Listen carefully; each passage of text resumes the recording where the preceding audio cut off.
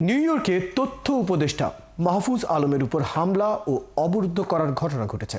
নিষিদ্ধ আওয়ামী লীগের নেতাকর্মীরা ভাঙচুর করে কনসুলেট কার্যালয়ও। পরে নিউ ইয়র্ক পুলিশ এসে পরিস্থিতি নিয়ন্ত্রণ করে। ঘটনার নিন্দা করেছেন প্রেস মিনিস্টার গোলাম মর্তুজা। বিস্তারিত জানাচ্ছেন যুক্তরাষ্ট্র প্রতিনিধি তফাজ্জল লিটন।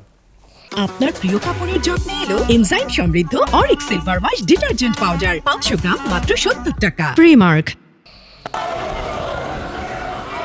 রাষ্ট্রীয় সফরে যুক্তরাষ্ট্রে এসেছেন বাংলাদেশের অন্তর্বর্তীকালীন সরকারের তথ্য ও সম্প্রচার উপদেষ্টা মাহফুজ আলম।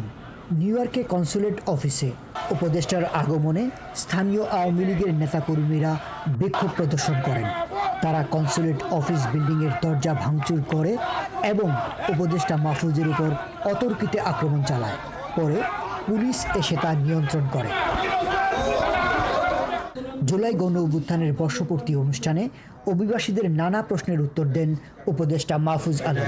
আমরা এতটুকু করতে পারছি, আমরা নিজেরাও সন্তুষ্ট না যে আমরা পুরো যে প্রশাসনিক কাঠামো, কিন্তু আপনি যেটা নিজেই বলছেন যে first layer, second layer, third layer পর্যন্ত এটার পেনিট্রেশন হয়েছে ফর 50 লং ইয়ার্স। প্রদর্শন করা হয় জুলাই অভ্যুত্থানের প্রামাণ্যচিত্র। স্বাগত বক্তব্য দেন নিউ ইয়র্কের কনসাল জেনারেল মোহাম্মদ মোজাম্মেল হক। এই আন্দোলনের প্রথম যে ইয়েটা মানুষের মধ্যে যে একটা চেতনা বীজটা যেটা বপন করেছে সেটা হচ্ছে আবু সাইদ যখন বুলেটের বুকের মধ্যে বুলেট টানে তখন কিন্তু এই দেশের মানুষ বুঝে রয়েছে জুলাই আন্দোলনের সমর্থনের জন্য যুক্তরাষ্ট্র অভিবাসীদের প্রতি কৃতজ্ঞতা জানানো হয়।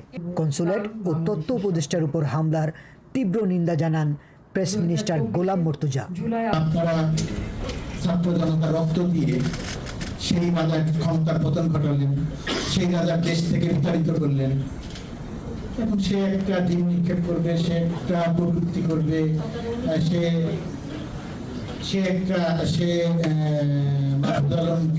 মাহফুজ আলমের পতন চাইবে।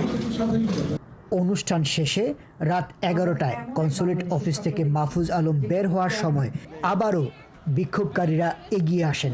পরে পুলিশ ডাকা হয়। নিউ ইয়র্ক সিটি পুলিশের সহযোগিতায় মাহফুজ আলম কনসুলেট থেকে বেরিয়ে যান মধ্যরাতের পর। তফাজ্জল লিটন, 71, নিউ ইয়র্ক, যুক্তরাষ্ট্র।